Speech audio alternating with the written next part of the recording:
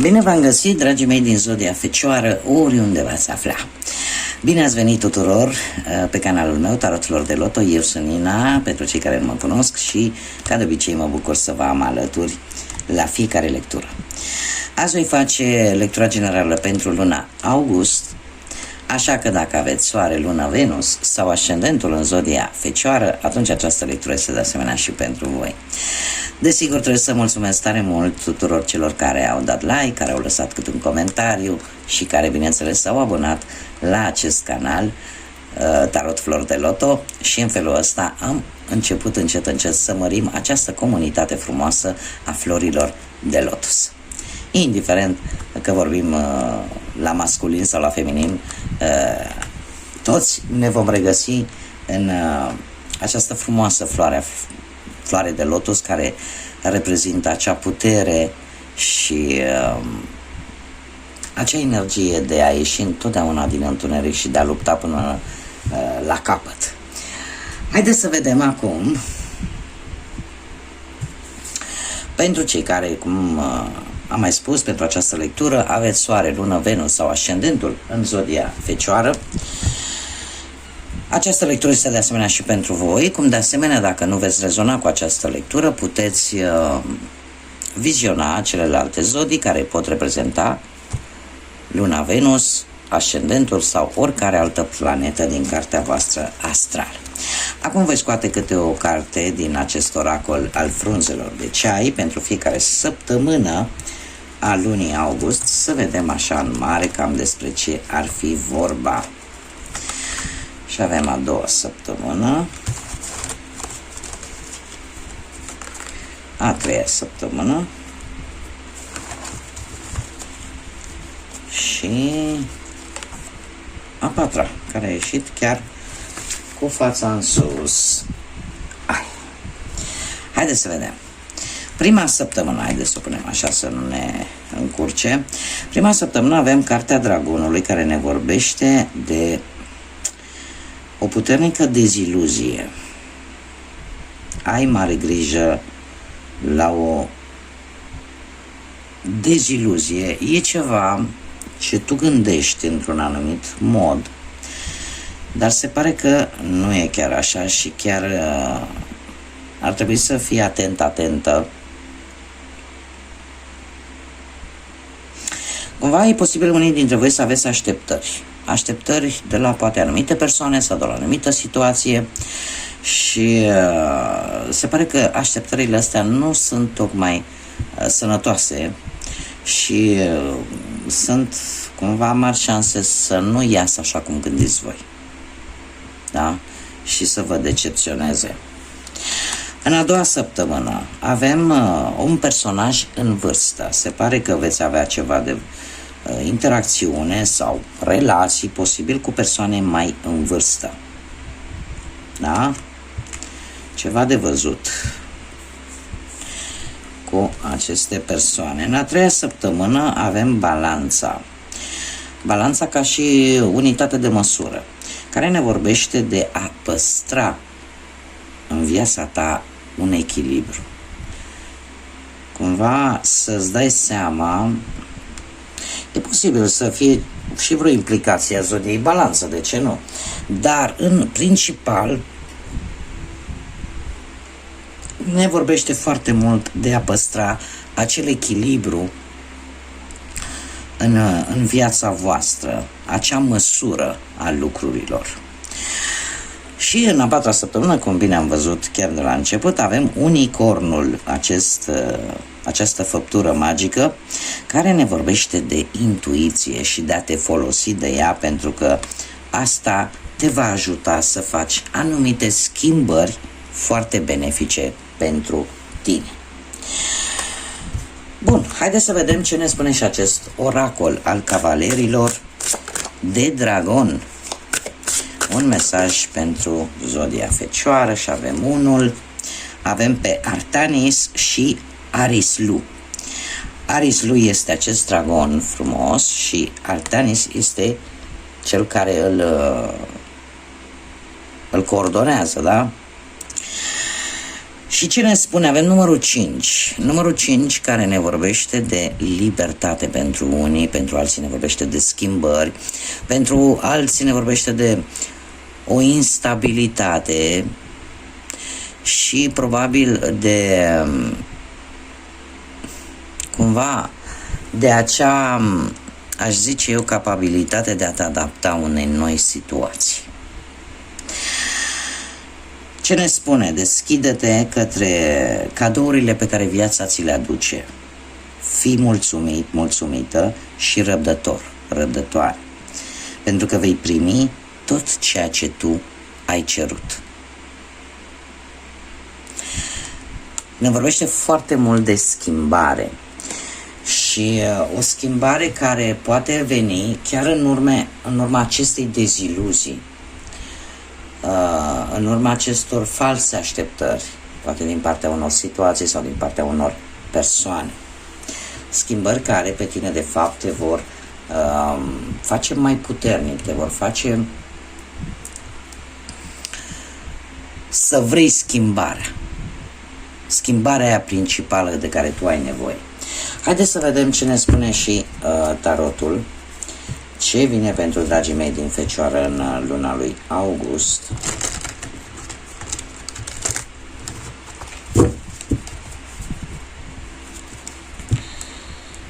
Mesaje, energii, sfaturi care vin pentru zodia Fecioară în luna august în funcție de ce simțiți, ce vă doriți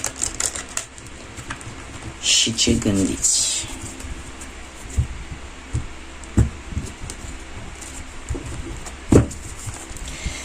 Și avem Regele de monede, 10 de spade, avem soarele, 9 de bâte, 8-ul de bâte. Avem un arcan major, important, pozitiv, e de bine. Haideți să vedem care este situația actuală pentru dragii mei din Fecioară.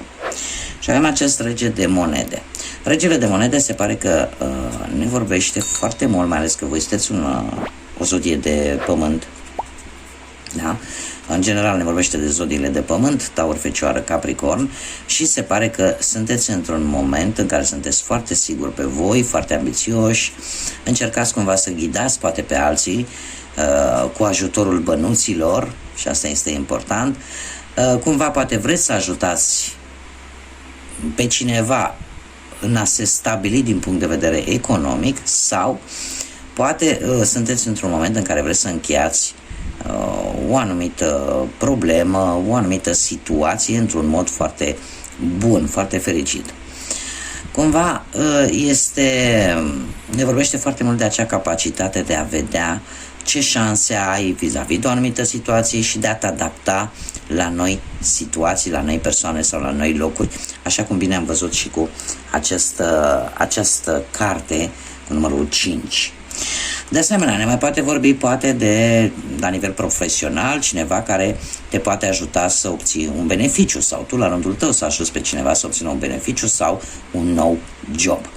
Dacă vorbim de bani, e o perioadă, situația actuală e o perioadă în care încercați să vă extindeți după o muncă depusă destul de aprigă, cumva încerci poate să-ți asumi anumite riscuri, dar cu chibzuință. De ce? Pentru că încerci cumva să-ți asumi decât riscurile necesare.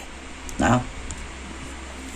Și în încercarea de a fi cât mai calculat posibil din punctul ăsta de vedere material. Dacă vorbim de dragoste, unii dintre voi se pare că în situația actuală sunteți ar trebui poate să fiți cât de cinstiți se poate pentru a rezolva o problemă de relație, dacă ea există. Posibil, poate unii dintre voi, tocmai din cauza unor probleme financiare, relația să fi fost afectată. Dar, cumva, trebuie să vă spun că aceste mici probleme financiare care pot afecta o relație sunt cumva trecătoare, dar nu sunt permanente. Așa că încercați să fiți cât mai chipzuiți posibil și să nu puneți totul pe foc. Pentru cei singuri, se pare că în acest moment încerci să fii tu însuți, chiar dacă se pare că nu te poate accepta chiar toată lumea, și e posibil să fie apărut cineva în viața voastră cu o situație materială destul de bună.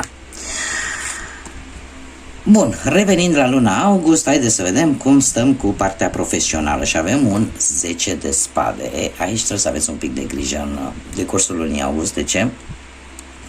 Pentru că acest 10 de spade, pe partea asta a muncii, ne vorbește foarte mult de ori o trădare la locul de muncă, posibil concediere pentru unii dintre voi, cineva care poate ți-a promis un post, dar care, din păcate, trebuie să vă spun că nu se va concretiza, cum de asemenea ne mai poate vorbi de ceva neașteptat care nu îți va conveni deloc pe planul ăsta profesional.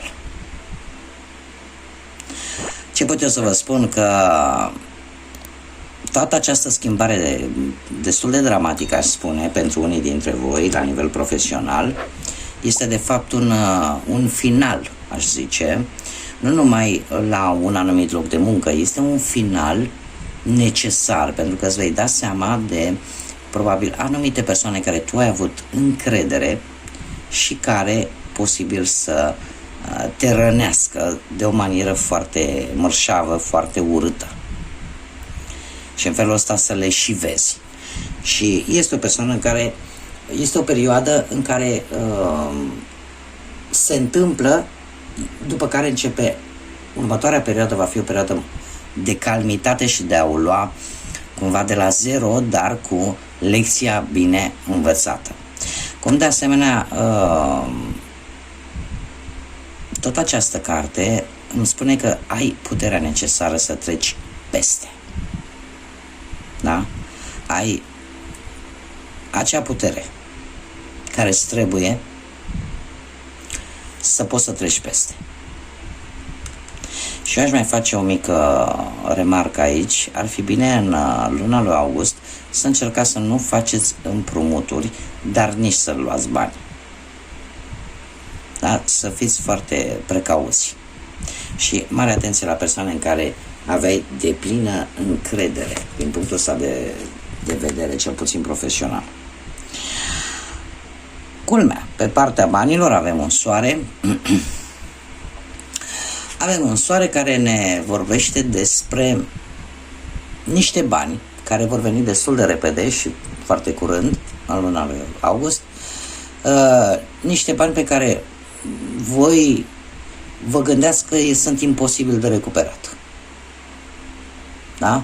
Sunt imposibil de recuperat și cumva banii ăștia totuși vor ajunge la voi. Eu aș mai zice un lucru. Cumva aceste două cărți, fiind una lângă cealaltă, această trădare, această stare negativă din punct de vedere profesional, e posibil să nu iasă cum și-a dorit cineva. Da? Dacă, nu știu, aveți la locul de muncă cineva care vă cam poartă sâmbetele și care v-ar vedea mai bine pe afară decât în interior, nu să iasă. Asta ce pot eu să vă spun, mai ales pentru că avem acest arcan major care este important lângă un arcan minor. Așa că dacă avem o conexiune cu locul de muncă, e posibil, sunt mari șanse ca toate aceste trădări, toate aceste lucruri negative la nivel profesional totuși să nu vă afecteze. O să vă doară trădarea, o să o vedeți, o să o simțiți, dar cumva parcă n-ar schimba nimic. Da? Din punctul ăsta de vedere profesional. Pentru că lucrurile la voi merg bine. Și veți putea recupera. Ce se încearcă să vi se ia, se va recupera. Bun, pe partea dragostei avem un 9 de bâte.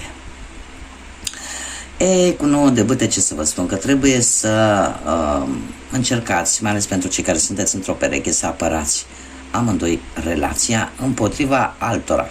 care în permanență au ceva de spus. Sunteți cumva pe punctul de a rezolva ceva, poate la nivel sentimental, relațional, dar cumva parcă tot apar provocări, tot apar obstacole, poate din partea altora, poate din diferite motive. Cert este că nu trebuie să renunți, trebuie să fii foarte determinat, determinată, și în felul ăsta să iei în calcul atât rezultatele pro cât și contra, dar vei reuși dacă vei fi perseverent, dacă vei da dovadă de perseverență. Da? Și atunci lucrurile vor ieși așa cum tu ți-ai propus. Este cineva, într-adevăr, care, nu știu, are ceva de zis vis-a-vis de relația voastră, pentru cei care sunteți într-o relație. Cineva foarte băgăreț. Poate să fie și o zodie de foc, nu neapărat, bărbec leu săgetător. Dar, ce vreau să spun, pentru cei care sunteți singuri în această perioadă, există posibilitatea de a câștiga inima cuiva. Dar va trebui să luptați pentru această inimă pe care voi vreți să o câștigați. De ce? Pentru că sunt și alte persoane interesate de aceeași persoană pe care vă interesează pe voi. Sfatul cărților. Dragilor, avem un 8 de bâte. Un 8 de bâte care ne vorbește foarte mult de drumuri. Dar în același timp ne vorbește de foarte multă energie. Aveți așa o comunicare destul de rapidă, la distanță, posibil cu cineva, posibil să faceți o călătorie cu avionul sau să gândiți să călătoriți cu avionul. Cumva, dacă așteptați niște răspunsuri, ele vor veni destul de rapid. Unii se pot pregăti să plece în vacanțe, alții să plece în negocieri, alții se vor gândi poate să se mute într-o altă locație decât cea în care vă aflați în acest moment. Cert este că este, cum să spun eu, o lună în care energia va fi la cote maxime, veți consuma foarte multă energie. Dacă vorbim de partea asta, dragostea, aș zice că dacă există într-adevăr probleme de rezolvat în relație, și ăsta ar fi sfatul cărților, se pare că soluția este la voi și totul depinde de voi și de cum acționați voi. Ar trebui să nu așteptați ca lucrurile să se schimbe de la sine și ar trebui ca voi să vă puneți în mișcare și să încercați să rezolvați micile probleme sau marile probleme pe care poate unii dintre voi le au în relație. De asemenea, această carte ne mai poate vorbi de relații foarte rapide care pot avea sau nu viitor. Da? Așa că mare atenție pentru cei care sunteți angrenați într-o relație. Pentru cei singuri se pare că dragostea de scurtă durată veți avea parte, îmi cer scuze, îmi bate ventilatorul fix când respir și mi se usucă gâtul foarte tare. Bun.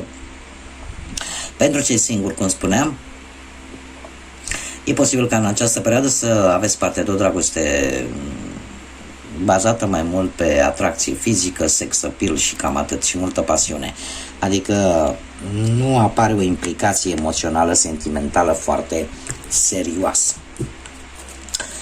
Bun, dragilor, haideți să vedem ce ne spune și acest oracol al florilor. Ce vine pentru dragii mei din Fecioara în luna lui august.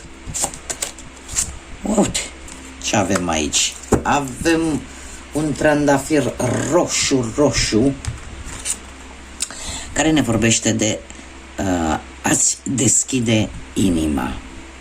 Se pare că promisiunea iubirii este mai importantă, dar nu se poate realiza dacă tu nu-ți vei deschide inima.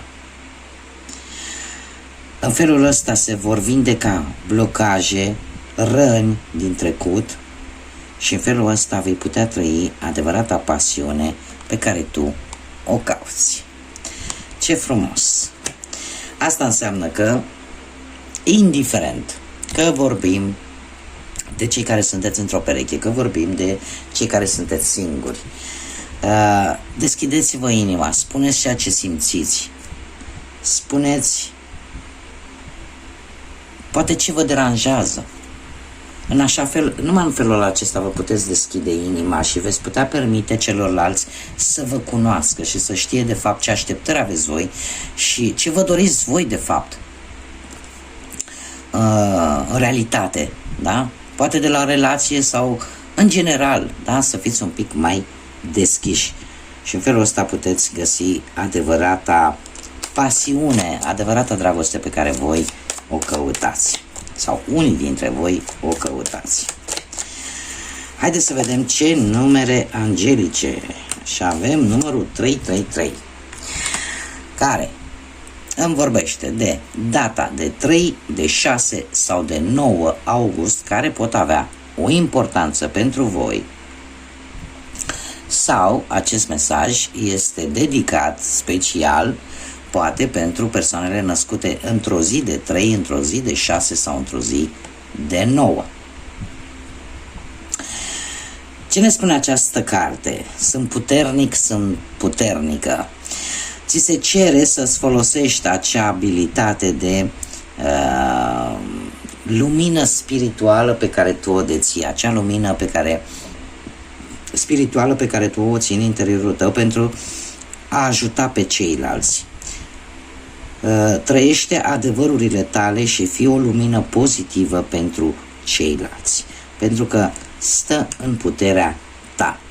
Se pare că ai acea capacitate de, într-un anume fel, nu știu, de a înțelege oamenii și de a le oferi acea liniște sau de le ai face să-și dea seama poate de anumite lucruri care alminteri poate că nu ar putea o face, n-ar putea să-și dea seama și atunci se pare că ai această, cum să zic eu, această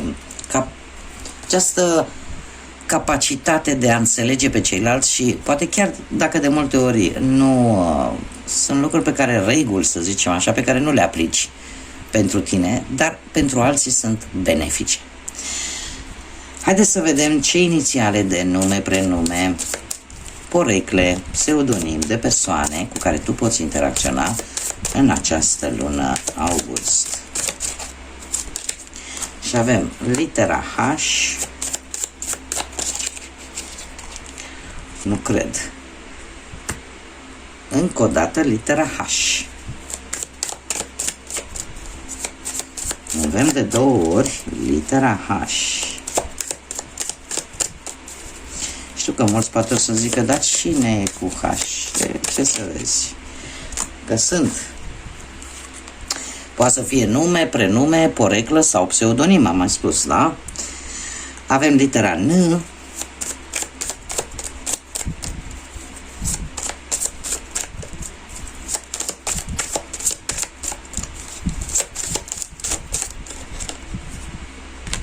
Litera C. Litera W. Hai să mai vedem încă o carte măcar care a și sărit. Și litera L. Bun, dragii mei, deci inițiale de nume, prenume, persoane, de persoane cu care voi puteți interacționa în această lună august. Dragilor, eu vă doresc căldură sufletească și răcoare mai ales pentru cei care sunteți ca și mine în emisfera asta nordică a planetei, unde căldura ne-a dat peste cap. Vă doresc să aveți un august liniștit, plin de vești bune și de multă energie pozitivă. Până data viitoare, să fiți iubiți, dragilor!